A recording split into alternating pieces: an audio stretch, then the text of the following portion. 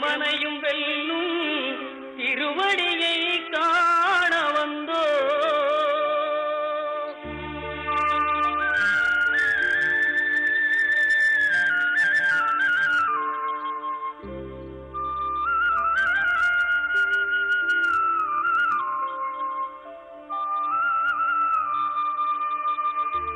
பள்ளிக்கட்டு சபரிமலைக்கு கல்லும் முள்ளும் காலுக்கு மெத்தை சுவாமியே ஐயப்போ சுவாமி சரணம் ஐயப்ப சரணம். பள்ளிக்கட்டு சபரிமலைக்கு கல்லும் முள்ளும் காலுக்கு மெத்தை சுவாமியே ஐயப்போ சுவாமி சரணம் ஐயப்ப சரணம்.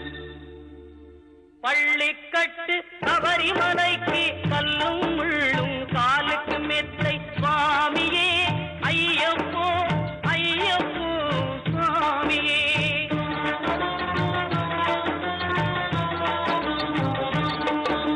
நெய்யபிஷேகம் சுவாமிக்கே கற்பூர தீபம் சுவாமிக்கே ஐயப்பன்மார்களும் கூறிக்கொண்டு ஐயனை நாடி சென்றிடுவார் சபரிமலைக்கு சென்றிடுவார் சுவாமியே ஐயப்போ ஐயப்போ சுவாமியே.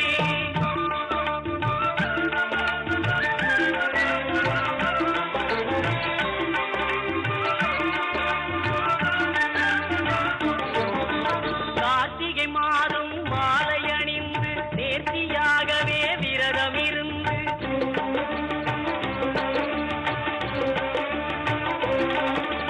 பார்த்த சாரதியின் மைந்தனே உன்னை பார்க்க வேண்டிய தவம் இருந்து பார்த்த சாரதியின் மைந்தனே உன்னை பார்க்க வேண்டிய தவம் இருந்து இருமுடி எடுத்து எருமேலி வந்து ஒரு மனதாகி பேட்டை துள்ளி அருமை நண்பரா பாவரை தொழுது ஐயனின் அருள்மலை ஏறிடுவார் சுவாமியே ஐயப்போ ஐயப்போ சுவாமியே.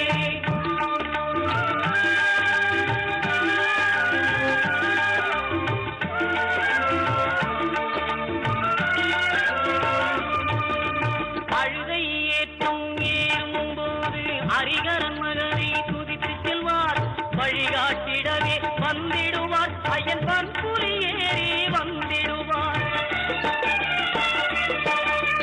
கரிமலை ஏற்றம் கடினம் கடினம் கருணை கடலும் துணை வருவார். கரிமலை இறக்கம் வந்தவுடனே பெருநெறி பம்பையை கண்டிடுவார் சுவாமியே ஐயப்போ ஐயப்போ சுவாமியே.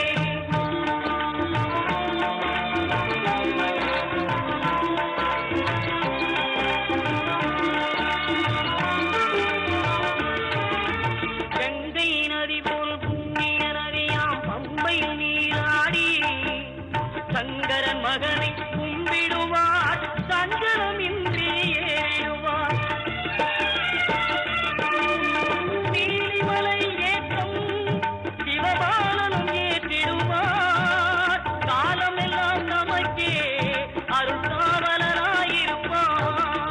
தேகபலம் தா பாதபலம் தா தேகபலம் தா பாதபலம் தா தேகபலம் தா என்றால் அவரும் தேகத்தை தந்திடுவார். பாதபலம் தா என்றால் அவரும் பாதத்தை தந்திடுவார்.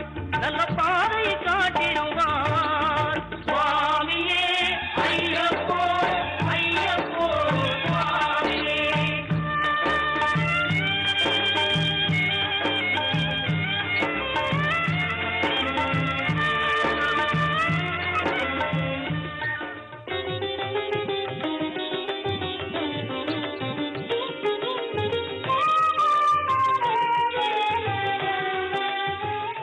இன்றைய தினம் நட்சத்திர கோவில்களிலே நாம் பூர நட்சத்திரத்திற்குரிய வேதாரண்யத்தை பற்றி பார்க்கவிருக்கிறோம்.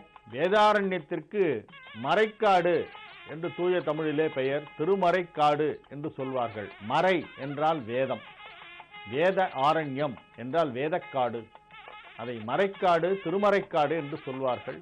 வேதவனம், ஆதிசேது, சத்தியபுரி, தென் கைலாயம், திருமறைக்காடு என்றெல்லாம் இவ்வூர் தேவார பதிகங்களிலே சிறப்பித்து பேசப்படுகின்ற ஒரு தலம். வேதாரண்யத்திலே 5 தல மரங்கள், மிக பழமையான நூல்களை எல்லாம் எடுத்து பார்த்தால் அதை பற்றிய குறிப்புகள் எல்லாம் ஆச்சரியமாக இருக்கின்றன. 5 மரம், 5 செடி, 5 கொடி ஆகியவற்றை தலவிருட்சமாக பெற்ற ஒரே ஸ்தலம் வேதாரண்யம் தான். இப்பொழுது நீங்கள் அங்கே சென்றால் வன்னி மரம் இருக்கும், அதைத்தான் தலவிருட்சம் என்று சொல்வார்கள். ஆனால் பலாச மரமும் 5 மரங்களுள் ஒன்றாக இங்கே விளங்குகிறது. 5 மரங்களை தலவிருட்சமாக கொண்ட ஒரே தலம் வேதாரண்யம்.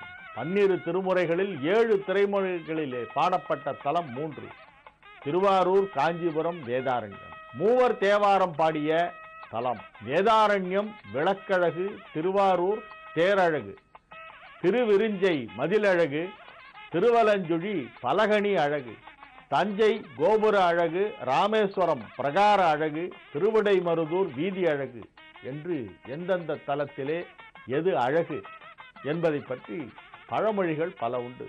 இந்த விளக்கு அழகு என்று சொல்லும் பொழுது அப்பர் தேவாரம் நமக்கு நினைவிற்கு வரும். தூண்டு சுடரணைய சோதி கண்டாய் என்று அப்பர் பிரான் தேவாரத்திலே ஒரு குறிப்பு காணப்படுகிறது. ஒரு எலி தன் வாளால் விளக்கை தூண்டி விட்டதா. வேதாரண்யத்திலே சிவபெருமான் சந்நிதியிலே விளக்கு எரிந்து கொண்டிருக்கிறது. அது அணையும் தருவாயிலே இருக்கிறது. அந்த விளக்கு அணைந்து விடுவது போல இருக்கிறது. யாரும் கவனிக்கவில்லை. சன்னதிக்குள்ளே ஓடி விளையாடி கொண்டிருக்கிற ஒரு எலி எதேச்சியாக அந்த விளக்கு மேலே ஏறி எதையோ சாப்பிடுவதற்காக முயற்சி செய்த பொழுது அந்த எலியின் வால் பட்டு அந்த விளக்கு திரி பெரிதாக எரிந்து சுடர் ஒளி பெருசாக வந்ததாம். வெளிச்சம் பெருசா வந்தது. அணையாமல் விளக்கை தடுத்து நிறுத்தி தனது வாளால் அந்த திரியை தூண்டி விட்டதனால் அந்த எலிக்கு அடுத்த பிறவியிலே சக்கரவர்த்தி பதவி கிடைக்கிறது. எலியா பிறந்து அசுரனா சாதிக்கிறான் என்று சொல்வார்களே, அந்த எலியாய் பிறந்து பிறகு அசுரனாக சாதித்தவன் தான் மகாபலி சக்கரவர்த்தி. இத்தலத்திலே நடந்த இந்த ஒரு சம்பவத்தை கொண்டுதான் இந்த பழமொழி எலியாய் பிறந்து அசுரனாய் சாதிக்கிறான் என்று சொல்லும் அந்த பழமொழி ஏற்பட்டு இருக்க வேண்டும். தனது வாளால் விளக்கை தூண்டிவிட்ட எலிக்கு மறுபிறவியிலே சக்கரவர்த்தியாகும் தகுதி கிடைத்தது. சிவன் கோவிலிலே விளக்கேற்றினால் எவ்வளவு புண்ணியம் என்பதற்கு இதெல்லாம் ஒரு அழகான சான்று. சப்த விடங்க தலங்களுள் திருமறைக்காடு என்னும் வேதாரண்யமும் ஒன்று.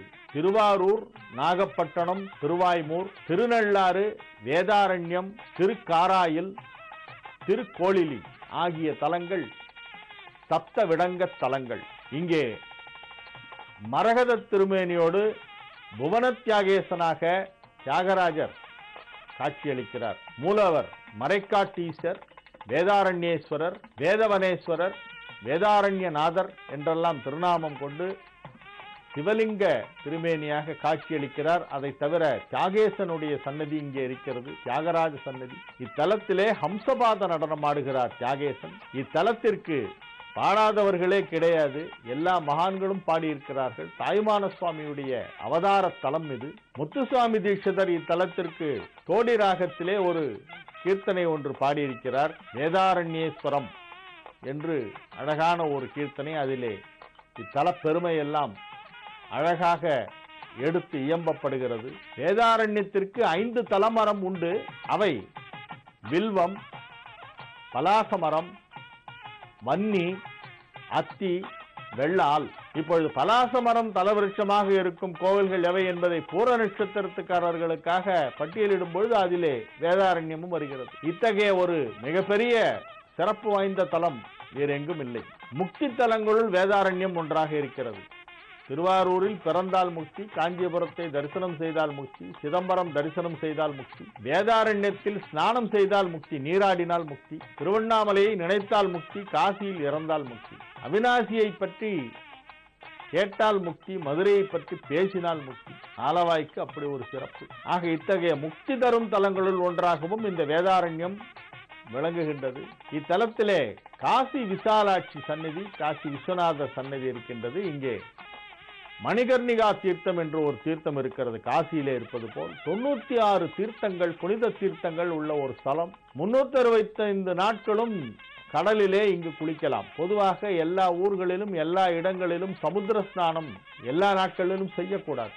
சமுத்திர ஸ்நானம் செய்வதற்கு குறிப்பிட்ட சில நாட்கள், அமாவாசை, மாதப்பிறப்பு, அது போன்ற நாட்களில் தான் செய்வது வழக்கம். ஆனால் கன்னியாகுமரி, திருச்செந்தூர், ராமேஸ்வரம், வேதாரண்யம், மகாபலிபுரம் ஆகிய ஊர்களிலே மட்டும் எந்த நாளில் வேண்டுமானாலும் சமுத்திர ஸ்நானம் செய்யலாம். அந்த ஒரு விசேஷமும் இந்த திருமறைக்காட்டிற்கு ஏற்பட்டிருக்கிறது. இன்னும் திருமறைக்காட்டை பற்றி இன்னும் சில தகவல்கள் சொல்ல வேண்டியிருக்கின்றன. நாளைய நிகழ்ச்சியிலே அவற்றை தெரிந்து கொள்வோம்.